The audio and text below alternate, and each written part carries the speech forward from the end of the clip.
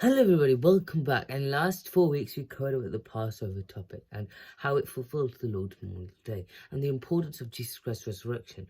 So now again we're going to resume with the Jude book and where we left off of course. We left off in arrow 127 of course.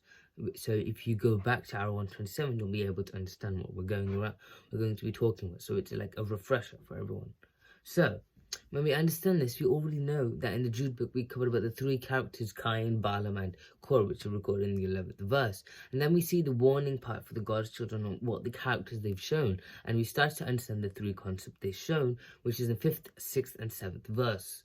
So we can read the 5th verse though now, just to understand.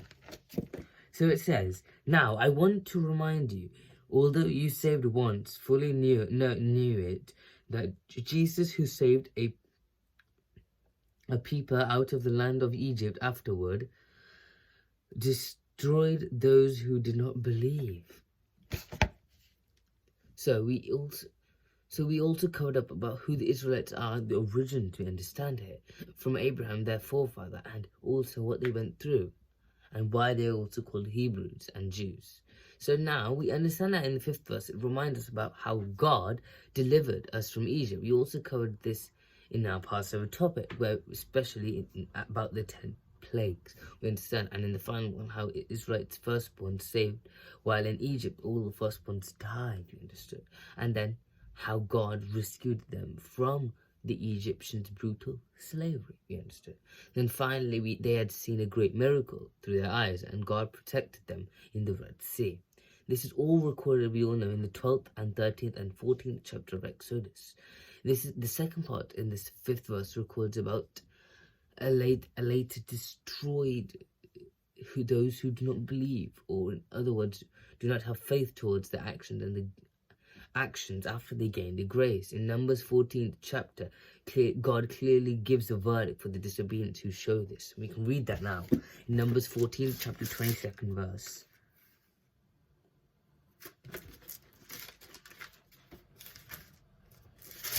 Okay, here you go. Numbers 14th chapter 22nd verse. Here we go. So it says, "None of the men who have seen my glory and my signs that I did in Egypt and in the wilderness, and yet have put me to the test 10 times and have not obeyed my voice." And then we can also read the next verse of the 23rd, which says, "Shall see the land that I swore to give their fathers, and none of those who despised shall see it." As we all see that God's plan and purpose to save all is to gain the knowledge of the truth through Abraham. He chose Israel as God's people and provided the grace and to lead them, basically, according to the plan of love. They turned back to their fleshly desires, that we understand, and disobeyed the laws which God made for them, basically, to keep them pure in the master plan. Initially, they agreed to obey his commandment of what God said, which we can read in Exodus 24th chapter.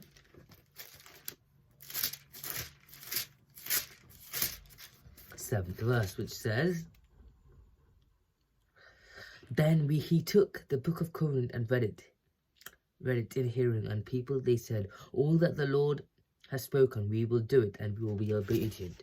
Here you could see Moses told and read all the word and laws of God, and they agreed. Then we can continue about this next week, though. So we understood so far about how we looked at about the 5th verse of it, where we understood about how God delivered in the first part of the 5th verse. It says how God delivered the Israelites from Egypt. And we covered about how we also covered this in the Passover topic, of course. We understood about how the Israelites' firstborns were saved, while the Egyptians' firstborns were not saved, we understood, because of the 10th plague.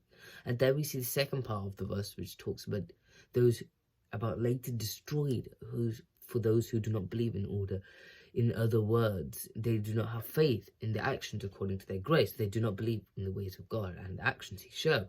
So we understand that in the Numbers chapter, it explains for those that these people who disobeyed will not see the promised land. We can see here, he clearly says, since God has provided them this love and plan for the Israelites, while they went back and turned to their fleshly desires and disobeyed the laws which God made for them, and to keep them pure, rather they turned against. And we understand, and we understand this in the second part of the 5th verse. Then we understand that they initially agreed though to follow and not disobey though the laws that were given, but we understand that they did in the end. But at first in Exodus 24th chapter we see they do obey, but in the end they do not actually. We read. So that's all for today. Hope you understood today's video, and see you next time. Bye.